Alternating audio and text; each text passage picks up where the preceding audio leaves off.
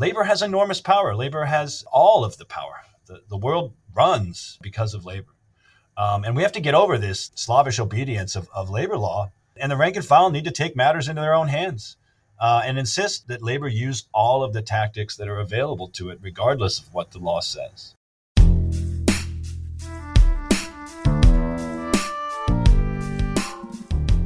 Welcome to All That's Left, a podcast from Left Voice. My name is Oden.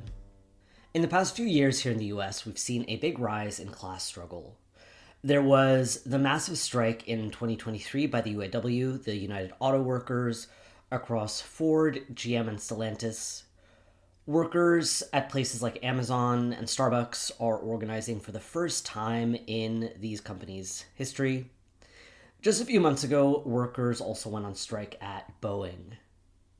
There's also an overall increase in militancy in these strikes, and what also makes them particularly exciting is that unions are showing an increased willingness to take on political issues.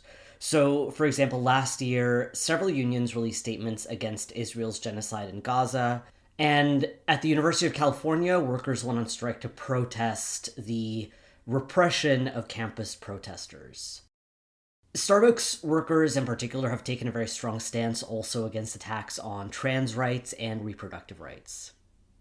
Again, this is all really promising and exciting, and what makes it really important too, though, is that these developments in the labor movement have put the working class front and center in US politics. We've argued that the 2024 election was, in many ways, a battle for the working class. So what did this look like? Well, during the election, politicians from both parties, Democrats and Republicans, adopted some pro-worker rhetoric and kind of motion towards supporting workers. Perhaps most emblematic of this is that President Biden became the first sitting president to walk a picket line. And Sean O'Brien, who is president of the Teamsters, that's one of the largest labor unions in the world, they have over 1 million members, spoke at the Republican National Convention. However, and truly I'm inserting the world's biggest however right here, even though Joe Biden, Kamala Harris, and Donald Trump were forced to make some overtures to workers. Again, I say forced because of the labor movement rearing its head in recent years. It is obviously, absolutely, positively not the case that Democrats and Republicans are pro-worker. Neither party offers anything to the labor movement, certainly not to the working class as a whole. It's not hard to find examples of this, right? Because Biden crushed the railroad workers' strike with the help of his fellow Democrats, by the way, like Alexandria Ocasio-Cortez, and he made basically zero moves to, for example, pass the Protect the Right to Organize Act, the so-called PRO Act. He did not make any moves toward increasing the minimum wage, which he'd promised to do on the campaign trail. And calling Trump pro-worker is kind of so ridiculous that I almost don't even think it's worth entertaining. But suffice it to say, Trump is viciously anti-worker. He is and always has been. And he is currently working with some of the biggest strikebreakers and enemies of the labor movement, people like Elon Musk. And in the past few weeks, we've actually already seen the new administration waging a war on workers. So on today's episode, we are talking about the terrain of class struggle under the new Trump presidency. We're asking the question, how does the labor movement prepare for Trump 2.0? To discuss this, I'm joined by my comrade, James Dennis Hoff. He's an editor here at Left Voice and a rank-and-file member of the Professional Staff Congress Union at CUNY, the City University of New York. I'm also joined by Jason Koslowski, a college professor and a union organizer in Philadelphia. This is a really important and wide-ranging conversation. We discuss why neither party is a friend of the labor movement and the kinds of attacks on workers that we can expect and have already seen actually from the Trump presidency. We also dissect the different strands of the current labor movement and bureaucracies, which are represented by, on the one hand, a seemingly more progressive one, led by Shawn Fain of the UAW, and also a more conservative one represented by Sean O'Brien, the Teamsters president I mentioned earlier. But most importantly today, we talk about the need for unions to break from their failing approach of business as usual. And this failing approach of being constrained by laws that are meant to limit our power as the working class. As today's guests emphasize, history has shown, time and time again, that the only way to build real labor power is to refuse to be constrained by the limits that the state puts on us. We can't just wait for better laws. We certainly can't wait for the next election in 4 years. We need to be ready to break laws now, to disobey our union leaders when we need to. We need to build power from the bottom up, organizing in our workplaces, in committees of the rank and file, in assemblies. This is how we fight for the labor movement and for the working class right now. This is how we fight the new Trump administration and the far right. Again, a disclaimer as usual, because a lot is happening, a lot is changing very fast. We recorded this conversation on Friday, February 7th, and I am recording this on Friday, February 14th. Happy Valentine's Day to all of the listeners. If you want to support this show and Left Voice, go to patreon.com/leftvoice. You can find us on social media where we use the handle left_voice. And it helps a lot if you write us a nice review wherever you listen to our podcast and share it with your friends, your comrades, people you think would be interested. Here's my conversation with James and Jason. Jason and James, welcome back to the podcast. Thank you. Thanks for having us. Yes, great to see you guys back here again. Before we get to the labor movement under the new Trump presidency, I think it would be useful as a sort of setting the context to briefly touch on where the labor movement is today. So something we've argued a lot, and both of you guys have also argued a lot in your articles, has been that we've seen a bit of a resurgence of the labor movement. So, we've covered, for example, some notable strikes by, for example, the UAW. And so we've seen a little bit that the labor movement is sort of rearing its head after a period of decline and we could say relative passivity. What would you say about this? Would you say that we're seeing a resurgence of the US labor movement? Absolutely. We definitely are seeing, honestly, what I would characterize at this point as, a long resurgence of American labor. This is a process that I think has been going on for a while now, at least since, the 2018 teacher strikes. I think 2018 and the years following have seen some, as you mentioned the UAW. I think they've seen some of the biggest labor struggles in decades. And if you look at the Bureau of Labor Statistics numbers, 2023 and 2024 both had the largest number of strikes than any other year since 2000. There were a huge number of strikes in 2023, about, I think, something like 480,000 workers were on strike. And in 2024, I just looked at the numbers recently, about 260,000 workers went on strike. And there's also been an increase in militancy, like I said. The massive teacher strikes and the strikes at UAW and Boeing have led to huge increases in union organizing, including the successful Amazon unionization drive at JFK 8, which I think is a sort of watershed moment for labor in the recent period. And there's been continued organization at Starbucks, and a lot of graduate workers at universities across the country have been organizing during this period as well. But I think really importantly, we've seen labor also take on more political actions, particularly in response to the US-backed genocide in Gaza. We've seen a lot of statements, but also some actual actions and strikes. The unfair labor practice strikes at the University of California last year, in many ways, were really political strikes against campus repression and the genocide in Gaza. And then Starbucks workers also have been very political in their unionization efforts. And they've taken stands against the genocide, against attacks on trans rights. I think that's a really important development in the last couple of years that we should pay attention to. But, all of this momentum is going to be severely tested in the face of the repression and the retaliation that we're already seeing from the new Trump administration. it's important to remember the percentage of unionized workers remains really low in the United States.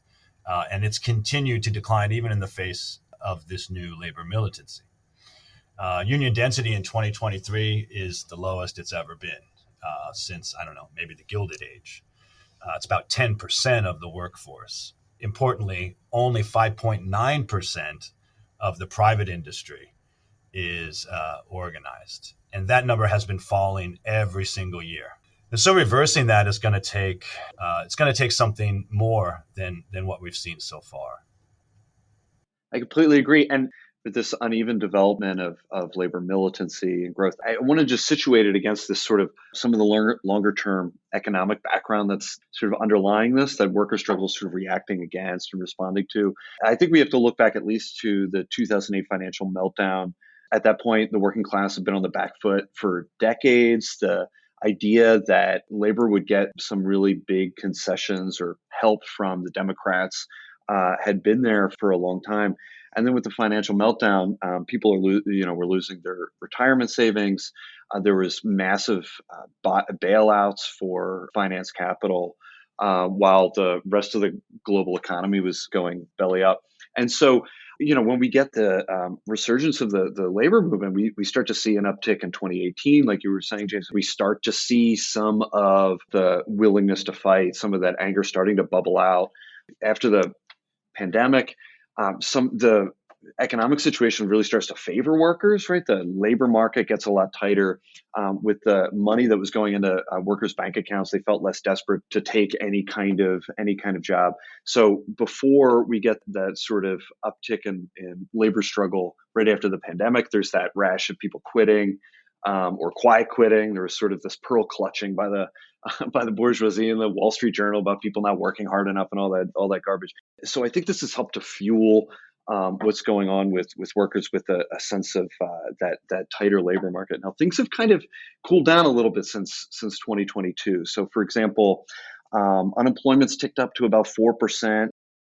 The number of people filing for unemployment has ticked up since 2022, but still hiring is still pretty strong. So workers are still in a good place. And I also think that the ruling class is still really skittish about inflation coming back up, about the power of workers in going on strike to snarl supply lines and those kinds of things. So I think this leverage is still there. But either way, I think we have to say, like, there's this confidence of workers in fighting. They're sort of remembering the power that they have. There's this confidence in their unions. There's this, the percentage of folks with a positive view of unions is, I think, only gotten higher. So all of this is, I think, definitely not going to just evaporate, even though the tasks are so huge. On the note of some of this uptick in labor struggle and activity, I think it also makes sense to talk kind of briefly about the Biden administration, especially because, as we know, there are a lot of people, even on the left, who say, Biden was the most pro-labor president since FDR. I mean, this is something that I think a lot of people say, a lot of kind of mainstream Democrats, Bernie Sanders, I think, has said this. But again, even socialists will say that, like, he far exceeded expectations in terms of, like, his pro-worker and pro-union stances. I mean, I think emblematic of this is the fact that Biden was the first sitting president to walk a picket line.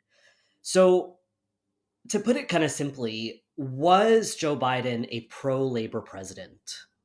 There is this sense, I agree, and particularly strong among the reformist left and analysts and pundits like Eric Blanc, that Biden's administration was good for labor. I don't think it's true necessarily. I think Biden's pro-labor positions were mostly rhetoric and bluster. But I think, that just shows the degree to which labor has become influential and powerful over the last several years. Powerful enough to, I would say, force a U.S. president to openly take the side of striking workers. That's something we hadn't seen before. And folks treat that as if, it's a product of Biden's, agenda. But I would say it shows the power of labor more than anything. Remember, Trump was also really forced to have to appeal to working class voters and to union members, despite his extremely explicit anti-worker agenda. I mean, he had been saying for years, in his previous campaigns and even before that, how much he hates unions. But he had to turn around and pretend like he was pro-worker. But, I think in general, Biden didn't really do much to help working people in unions, not in a significant or in any permanent way. And in fact, he often actively worked against unions. I think the most obvious example of this is Biden crushing the railroad workers' strike, which he accomplished with the help of Marty Walsh, the labor leader turned labor secretary, and with the help of the so-called left in the Democratic Party, Bernie Sanders and AOC. But I think less conspicuous than his attacks, for instance, on railroad workers is what he didn't do. Biden came in promising to raise the minimum wage. He didn't. It's still $7.25 in a lot of states. He promised to do that on the campaign trail. And even in the face of massive inflation, there were no steps taken to raise the federal minimum wage. Also, importantly, he didn't even attempt to pass the PRO Act, the Protecting the Right to Organize Act, which is legislation that labor bureaucrats had been fighting for several years before he came into office. And this is despite the fact that when he came into office, he had both houses of Congress and the executive. He was in a situation where he could have at least put it forward and put up a fight for it, but he didn't. And now, of course, Trump has openly said that he will veto the PRO Act if it comes across his desk.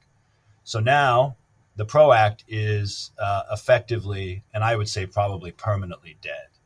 It's worth taking a step back here and just reflecting on what this means, because labor dumped millions of dollars into this project to try to pass the PRO Act, and countless numbers of hours of labor, and they accomplished nothing.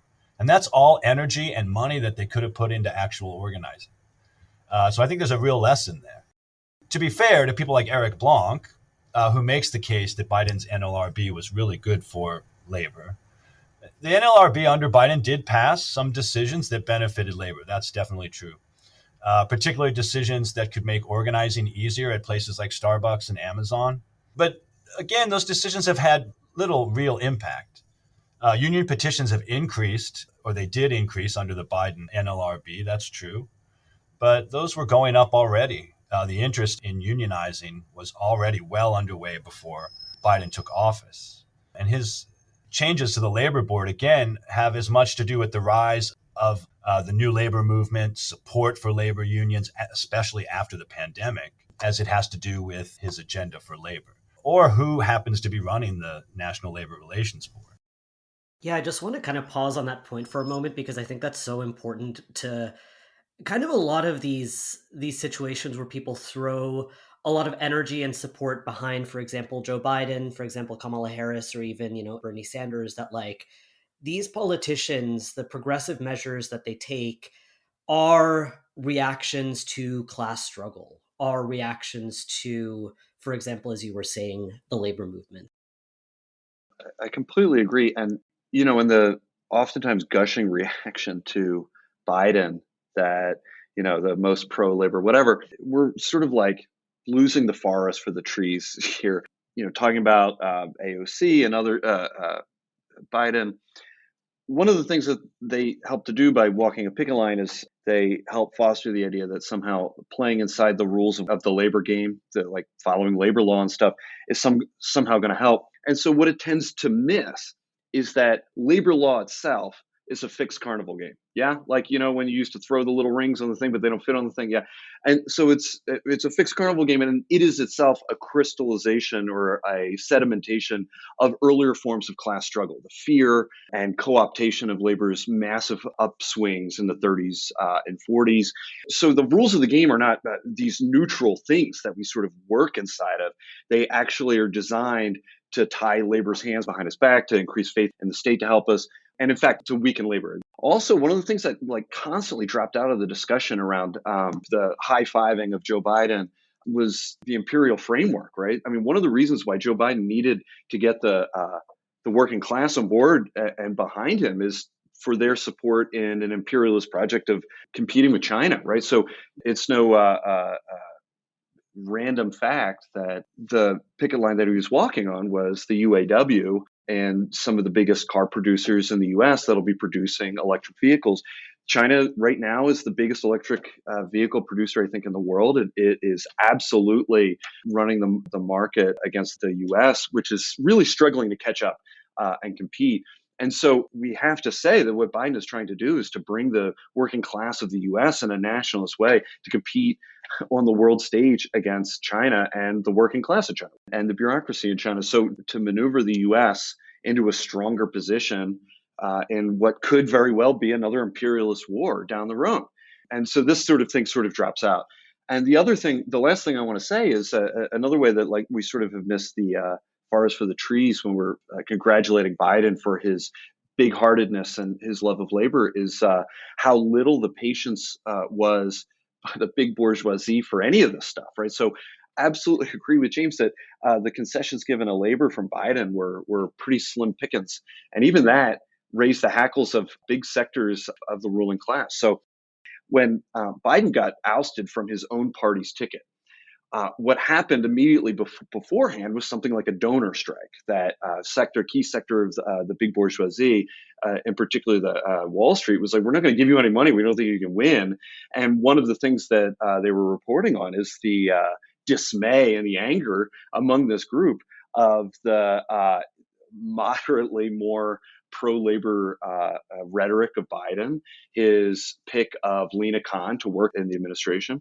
The slim pickings that Biden offered, the important section of the ruling class was basically said, we'll have none of this, right? So to act as though we can talk about a president outside of the realm of the class struggle to which they belong, not bringing into account the fact that the Democratic Party is funded by the big bourgeoisie, I think is a huge problem. And let's not forget that in terms of donations, unions have dumped money into election campaigns for a long time, and they come nowhere near touching the amount of money that comes from sectors of finance, capital, and big business, right? So I think it's a fairy tale to think that in some way that money is not going to talk, right? Kind of in the background of this conversation already, I think, is this issue of the labor leadership or the labor union bureaucracy, where there are some really interesting trends where, on the one hand, especially like as leftists, as socialists, we hear a lot about Sean Fain, who is the president of the United Auto Workers, or the UAW, and he's generally understood to be part of this very progressive shift in the labor movement. And then on the other hand, we have a different Sean O'Brien, who is president of the Teamsters, who, although my understanding is that he did not explicitly endorse Donald Trump, he's part of a more right-wing sector of labor. And the right-wing labor trend is kind of interesting because although obviously unions have endorsed Republicans in the past, like, again, from my understanding, I think the Teamsters endorsed Reagan at least once, endorsed George H.W. Bush at least once. Nonetheless, the labor bureaucracies have been very closely tied to the Democrats. But I mean, kind of taking these trends together, like the more progressive trends, the more right-wing trends, what do you make of this in terms of like the union movement, the labor movement, and the union leaderships?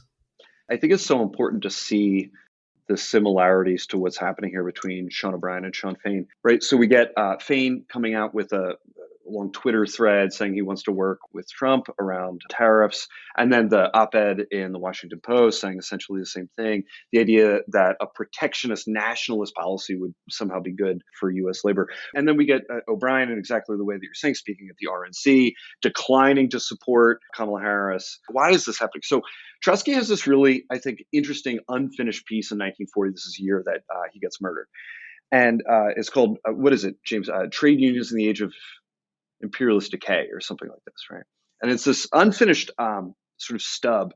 And one of the things that it talks about there that I think is so compelling, right, is that in the age of monopoly capital, the union leadership finds itself on the back foot when it's trying to organize the working class against these massive powers of the bourgeoisie. So it sidles up to the imperialist state, asking for help, asking for favors as some sort of protection against the power of the ruling class. And I think we see a version of this now playing out again in a new context with O'Brien and Fain, a kind of jockeying for position, for protections from the ruling class and from Trump here. And tariffs is a great example of this. Now, I think it's also worth pointing out how unstable this strategy is, and it's incoherent for a few reasons. It's like the tariffs are designed to sort of do three things. They're designed, he says, and his administration says, to raise funds. It's designed to be a negotiating chip, and it's supposed to reshore production. It can't do all of these things. These things are at cross purposes, right?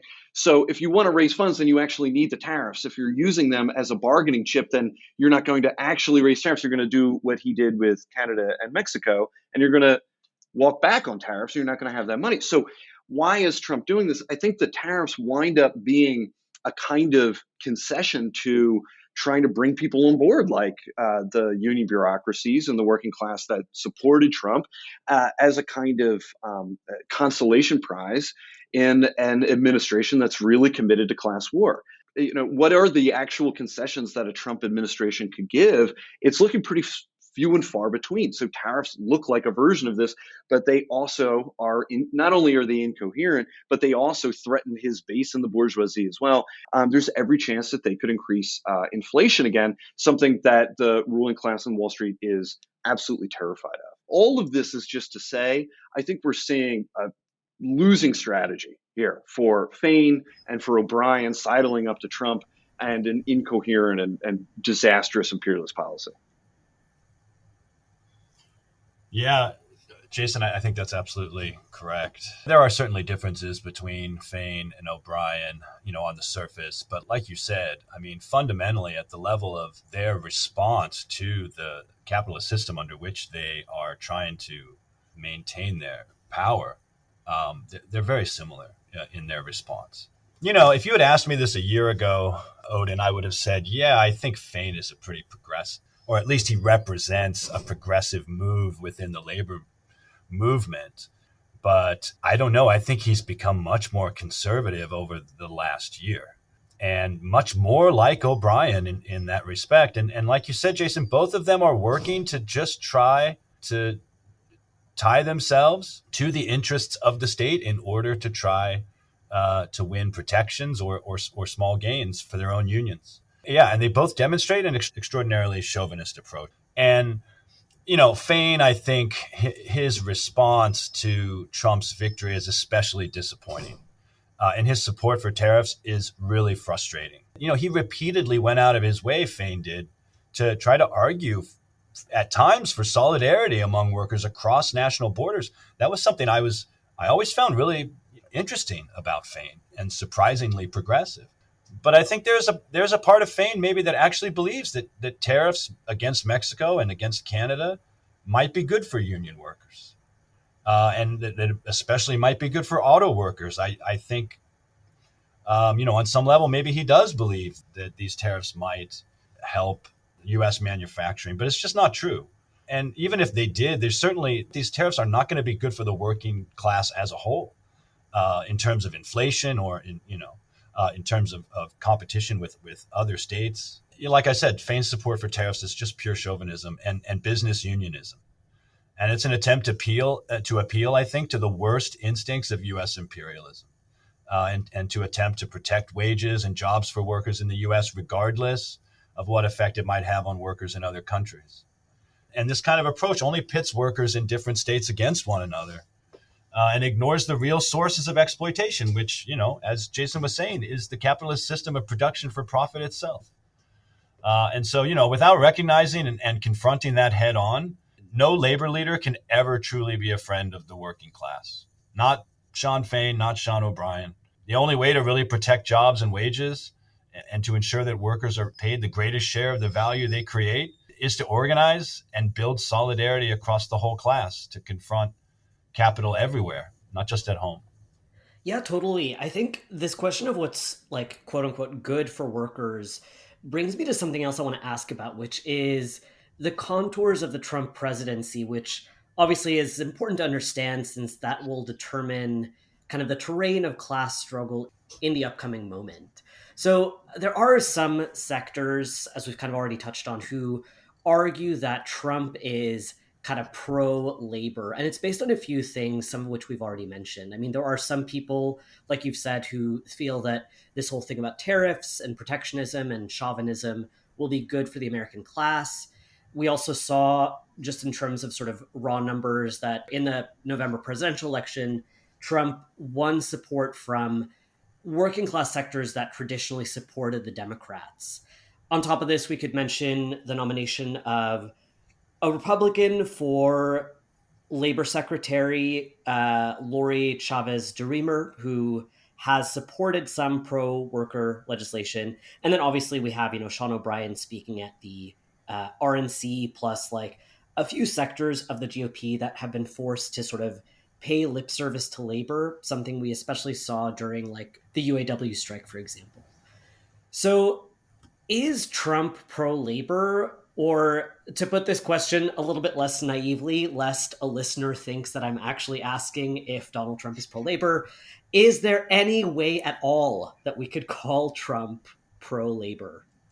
It would be naive to think that Trump is pro-labor in any way.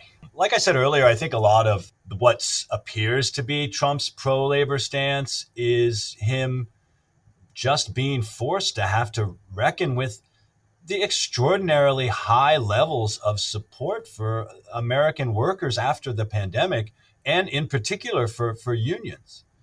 And so, yeah, there is on the surface some rhetoric around supporting American workers, but it's of the most conservative and chauvinist variety. And, I think anyone who thinks Trump is actually pro-labor is just fooling themselves and has not been paying attention. Trump has said repeatedly how much he hates labor unions, for instance. The MAGA movement has tried to rebrand itself somewhat as representative of the American working class, particularly maybe the white American working class, of particular sectors of the American working class. But regardless of all that, and regardless of Trump's rhetoric that he wants to help protect, for instance, American jobs with these tariffs, his main concern, like all presidents before him, is to protect and increase rates of profit, either through imperialist plunder or greater levels of exploitation at home. And this means destroying labor unions and workers' organizations. Not only does he despise labor unions, he's teamed up with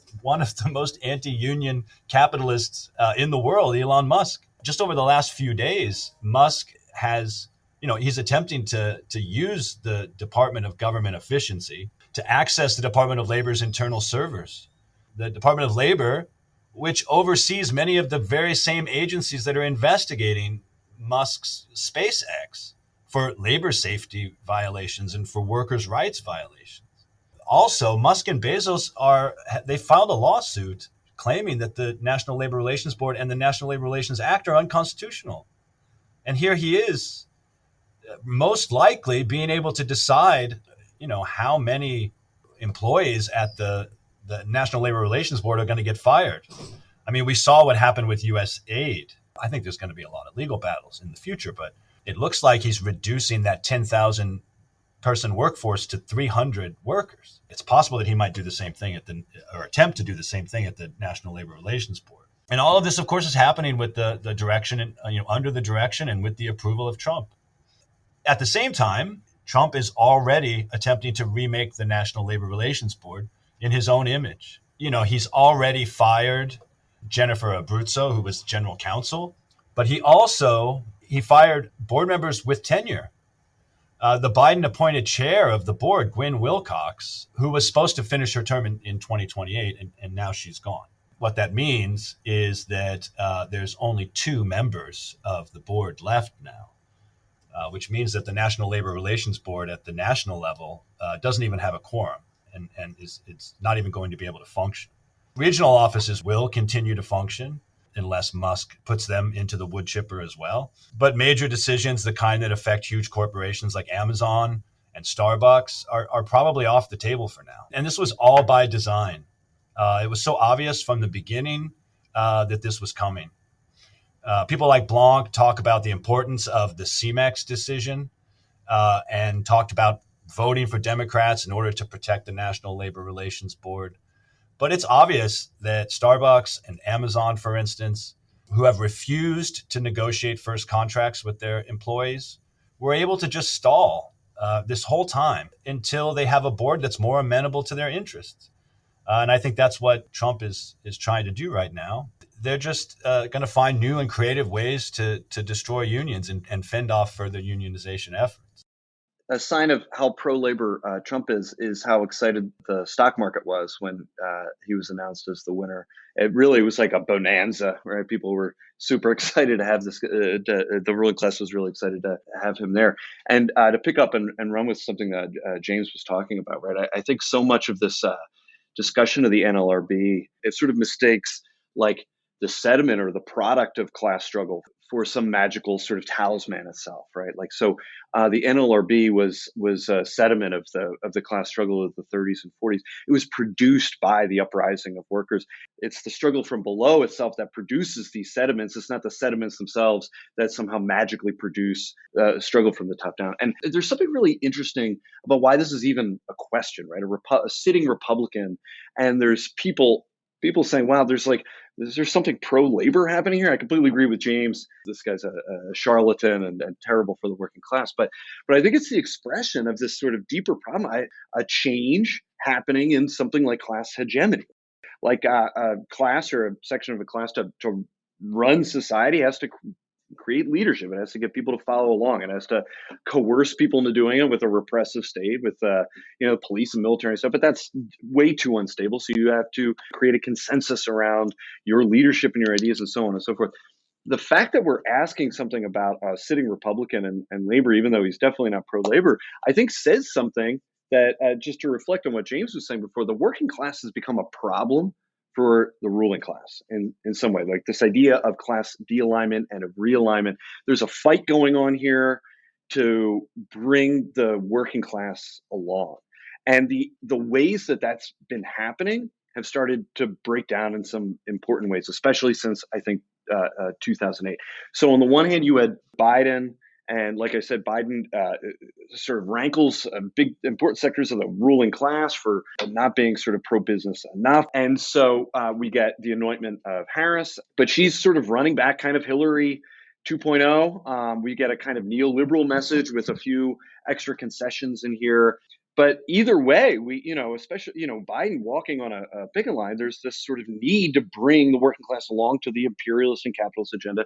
And Trump is trying to have to do the same thing. But there's contradictions, I think, either way, right? Biden has to bring the working class along, but he has to do it in order to compete with China in the maneuverings against another major power for imperialist gain, right? To ensure the profits of American capital, right? Trump is trying to do the same thing with a different kind of playbook. And so he's going to throw tariffs at the working class, hoping that brings them along at the same time as, like James was saying, having Elon Musk as a major player in his administration and all of his sort of rabidly anti-union stuff. So I think there's something happening here that because the working class has become sort of a problem again, I think it's rooted in what James was talking about at the very beginning here. The working class is organizing and it's fighting more and more. Its dissatisfaction with the status quo is obvious at this point. Its willingness to talk or think about or be favorable towards unionizing is really, it's front and center now. And I think what that also means is that there's room opening up more to talk about not being with Trump and not being with the Democrats. I think the contradictions in both of these parties, it gives us room as socialists to say, they have nothing for us, right? We need to organize ourselves. We have to stand for ourselves. We need our own party. We need our own politics. We have to fight with our own weapons. Organizing in the way that our masters think is fit has not worked, has never worked. It's not solving the problems that are making working class people angry, fed up, increasingly organized. Yeah, that's really true. And I think that leads me really nicely into one last question I have, which is what does the US labor movement need to do in the coming period? How does the working class prepare for Trump 2.0? One thing I think we should talk about here is the sort of traditional way that labor has fought back. And we would call this business unionism, right? And the business unionism is this idea that the role of a union is to be the mediator between you and your boss to negotiate a contract on economic issues and to increase the economic gains for workers at the workplace. And there's a really great book that came out a few years ago. I guess it was a few years ago now. Joe Burns writes Class Struggle Unionism. He says there's another tradition. And we saw it develop in the 30s and the 40s. It was currents of it have always existed in the working class 20th and 21st centuries. And it's the idea that unions, if they stick to the business model playbook, they actually wind up losing a huge amount. Because one of the things that it does is that it locks us into labor law. And like I said, labor law is a losing game for the working class. Okay, so you want to negotiate slightly better contracts. Contracts, however, come with things like no strike clauses, right? That take away your power to disrupt the flow of profits or revenue at your workplace. Well, what do you do about that? Well, maybe you go to your politicians and you ask them for better laws and you donate to their campaign. This has been a massive failure. That strategy has been part and parcel of unionism in the U.S. since the 1980s, which is the epoch of its decline, of the cratering of the numbers to where we are now that James was talking about, to the bottoming out of large strikes and so on that are only starting to recover now. So one of the things that we're going to have to start thinking about is how to confront labor law, right? How do we break labor law? How do we not feel constrained by labor law? Because it exists in its current form to restrict the power of labor. It's not our friend. It is not an objective set of rules that fell from heaven that are like the rule book for baseball or something, right? This is a sediment of class struggle that was pushed into place and constantly modified by the ruling class and its politicians so that workers will fight from the back foot. And there's all sorts of ways that that's true. Not striking during no strike clauses, the forbidding of solidarity strikes and political strikes that would increase the solidarity across industries and so on. I mean, the reasons these are illegal is because they work and because they're powerful, right? And so it's a little like getting into a boxing ring and allowing your opponent to make the rules and say, well, I think it's a good idea for you to tie an arm behind your back and wear this blindfold, and then we're going to go ahead and fight. To agree to these rules is to agree not to win, right? And I think now is the time, with the economic situation that we're in with Trump in office. I think it's time to stop asking the question that business unionism is, and the question they ask is, how do we lose more slowly? And instead, I think we start asking, what is our strategy to win, right? What is our strategy to recoup the losses that have been robbed from the working class, from the things it won in its struggle in past decades? How do we get those back? How do we push forward? How do we organize ourselves? How do we push for something other than capitalism, which is built in our exploitation, our sweat and blood and tears? Yeah, Jason, I agree really strongly with that. The only way to build real labor power, and history has shown this time and time again, is to break the law and to refuse to cooperate with the limits that the state puts upon the power of labor. And it's funny, we lionize the activists of the civil rights movement now, almost universally, for their fearless refusal to abide by the unjust laws of Jim Crow segregation. But meanwhile, we can't even imagine the idea. Unionists themselves are scared of the very idea that labor unions and working people might do something as simple and as obvious as striking together or striking in solidarity with each other, or the idea that public sector unions might refuse to obey the laws that prohibit them to strike and come together and shut down the cities and the states where they work. In New York City, for instance, the public sector unions are under the Taylor law, and that means that legally they're not allowed to strike. I'm a member of a union that is under the Taylor law, and there's a reason for that. Because if you got all the public sector workers of New York City to agree to quit fighting their bosses individually, but to come together, we could shut down the entire city in the blink of an eye and maintain that probably indefinitely. So yeah, labor has enormous power. Labor has all of the power. The world runs because of labor. And we have to get over this slavish obedience of labor law. And the rank and file need to take matters into their own hands and insist that labor use all of the tactics that are available to it, regardless of what the law says. Jason and James, thank you for coming on the podcast. Thanks, Oden. Thanks for having me.